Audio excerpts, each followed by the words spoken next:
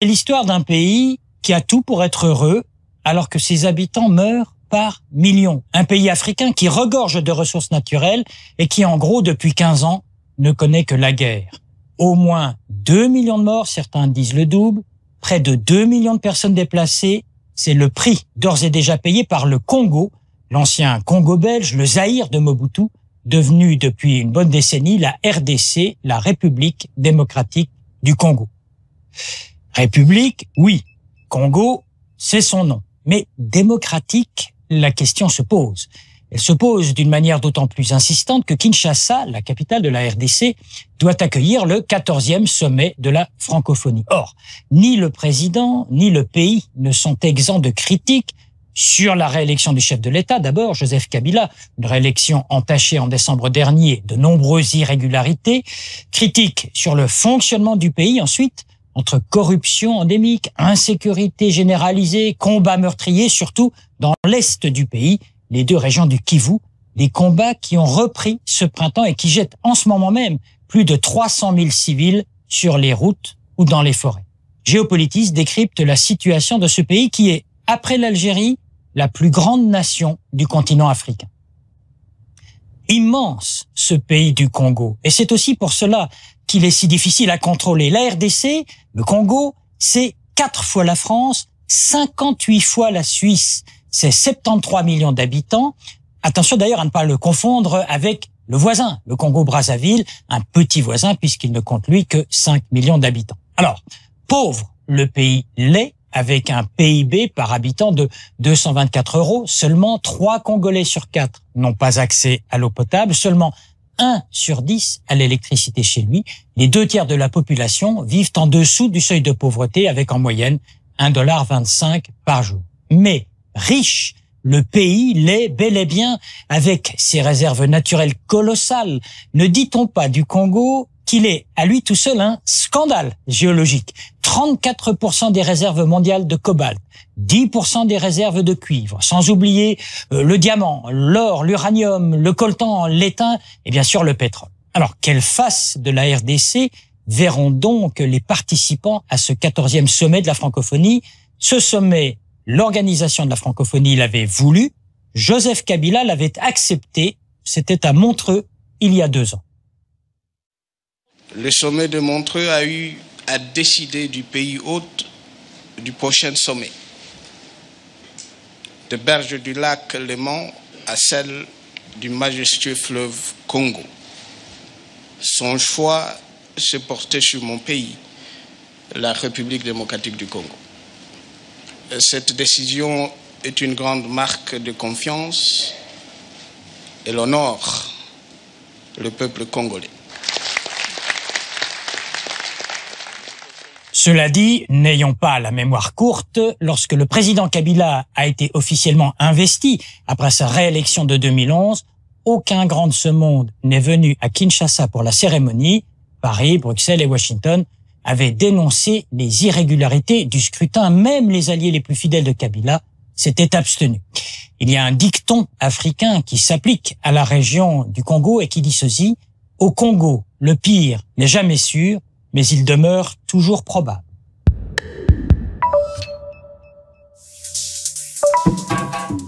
« 1960, c'est l'année au cours de laquelle le Congo belge accède à l'indépendance. 1965, c'est la prise de pouvoir par Mobutu Sese Seko, lequel, en 1971, décrète l'année des 3 Z. Tout s'appellera désormais le Zaïre, à la fois le fleuve, la monnaie et le pays. Dictature Mobutu se poursuivra durant 32 ans jusqu'en 1997, lorsque le président sera renversé par Laurent-Désiré Kabila, opposant de longue date, leader du mouvement des forces démocratiques du Congo, qui lui-même sera assassiné en 2001. Et c'est son fils, Joseph Kabila, qui lui succède et qui se fait élire en 2006, puis réélire en décembre 2011. Le pays est désormais connu sous le nom de RDC, République démocratique du Congo. Président Kabila est un homme fort discret, 3 conférences de presse seulement depuis 2009. L'homme est très critiqué pour son inaction à la tête de l'État.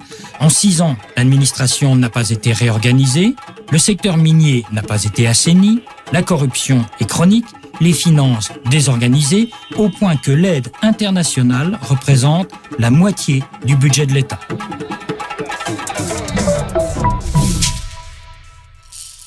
Au fond, ce pays n'a jamais vraiment connu la paix, en tout cas une paix durable, et ce sur l'ensemble de cet immense territoire de plus de 2 millions de kilomètres carrés.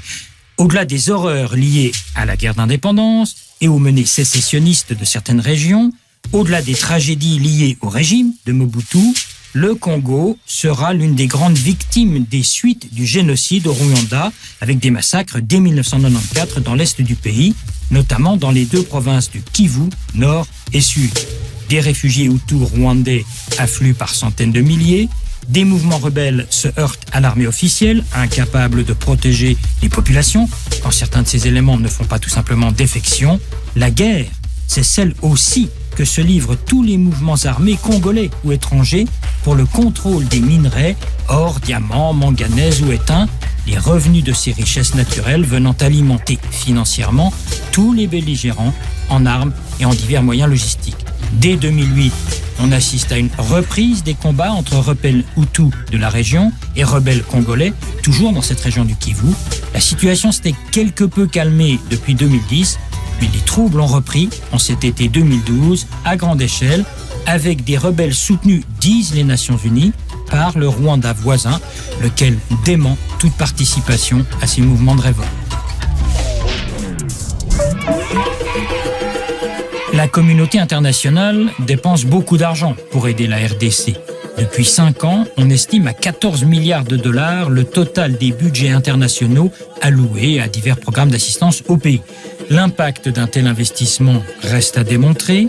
La lutte contre la corruption demeure un vœu pieux. Dans le secteur minier, l'opacité est toujours la règle. Faute de sécurité suffisante, les investisseurs étrangers ne se bousculent guère. Autre dépense considérable engendrée pour la RDC, les frais occasionnés par la présence de ces presque 19 000 casques bleus de l'ONU, militaires, policiers, observateurs, personnel civil, mobilisés pour assurer la sécurité des populations, sans que le résultat espéré soit réellement atteint, une opération qui coûte plus de 1 milliard de dollars par an à la communauté internationale.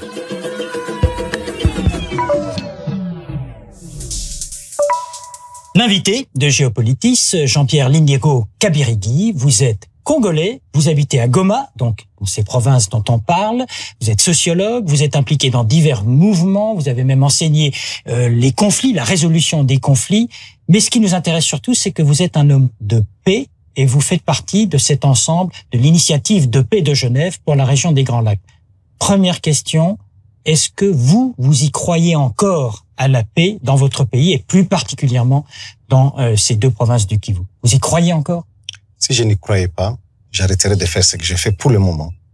Je travaille effectivement pour l'initiative de Genève pour la paix dans les Grands Lacs, mais aussi je travaille pour Pôle Institute, qui est un think tank qui travaille à Goma. Vous êtes sur place et vous avez écrit plusieurs articles et dans l'un vous dites « J'ai passé 2 tiers de ma vie à voir la guerre et à voir la haine et il faut dépasser la haine ». C'est facile à dire, mais comment faites-vous sur le terrain?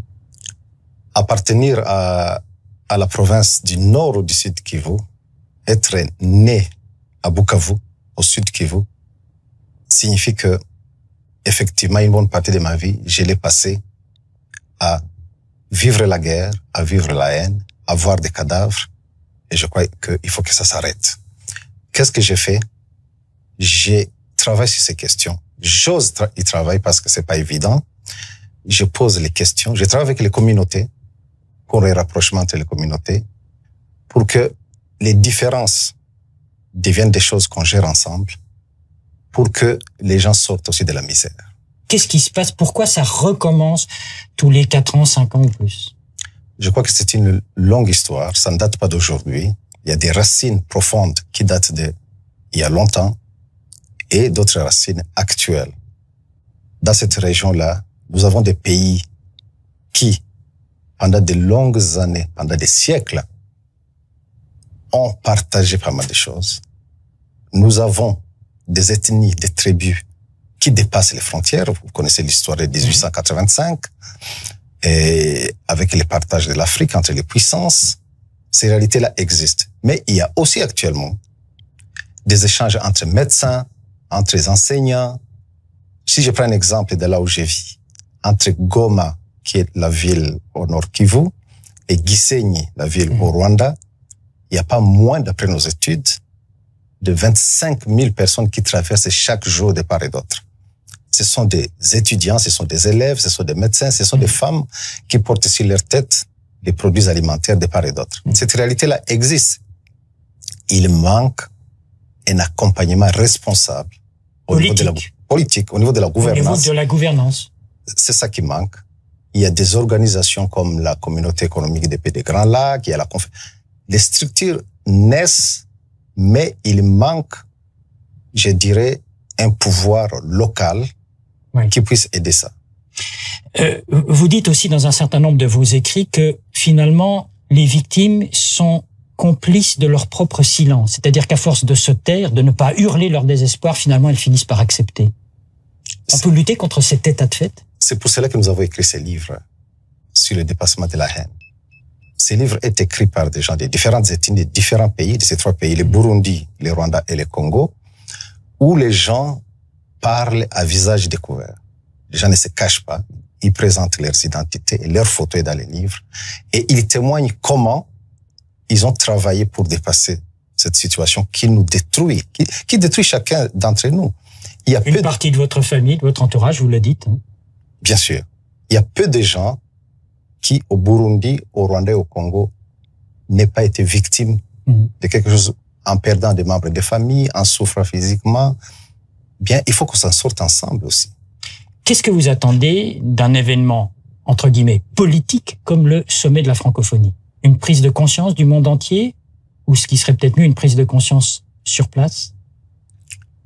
J'attends d'un sommet comme celui-là que les gens viennent découvrir notre réalité. Que ça ne se limite pas en salle, entre des responsables politiques, que ça ne soit pas une couverture médiatique de ce qui se passe en salle, des longues phrases en français, le français est une langue qui en a, que les gens en profitent pour venir voir comment vivent les gens et discuter avec les gens réels, parce que ça existe. Ceci nous permet de nous présenter autrement, parce que jusqu'à présent, nous avons été présentés par des images de la mort et de la haine. Mais qui sont réelles, malheureusement. Réelles, mais aussi si on peut découvrir comment les gens, dans l'informel, continuent à vivre, à lutter chaque jour, à survivre, cela donne espoir. Est-ce que ça vous fait mal au cœur, des fois, de voir que, par exemple, en Europe, il y a une certaine indifférence vis-à-vis de ce qui se passe en RDC? Ça me fait très mal. Ça me fait très mal parce que la RDC, c'est quand même un pays important. Frantz Fanon avait dit, l'Afrique a la forme des revolvers et la gâchette se trouve au Congo. C'est un pays important. Si on ne résout pas les problèmes du Congo, on ne résout pas les problèmes africains. Le Congo devrait être un pays qui joue un rôle important. On devrait arrêter de prendre le Congo comme une victime. On devrait faire un acteur. Les Congolais eux-mêmes jouent les jeux. Je crois qu'il est temps qu'on sorte de cette situation. Jean-Pierre Linero-Kabirigi, je vous remercie. Je vous rappelle que vous êtes sociologue congolais vivant à Goma, que vous êtes considéré comme un homme de paix. Merci à vous. Merci, monsieur.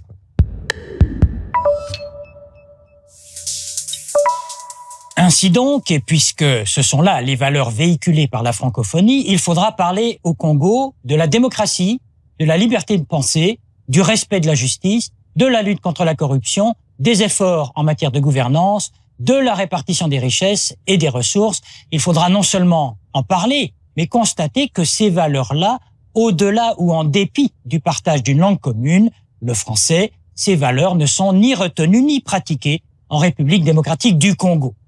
Pour une fois, dans ce pays qui est le plus grand pays francophone du monde, avec plus de 70 millions de locuteurs, il conviendra que la langue pratiquée ne soit pas celle de la langue de bois et qu'on appelle une élection truquée, une fraude, un meurtre, ou encore une corruption généralisée, une corruption généralisée. Pour les exactions multiples et répétées dans l'Est du pays, on dira faillite totale du gouvernement central. Ce n'est qu'à cette aune-là de la vérité et de l'honnêteté que le sommet de la francophonie aura eu son utilité, quelle que soit la langue utilisée, mais si possible, en français tout de même.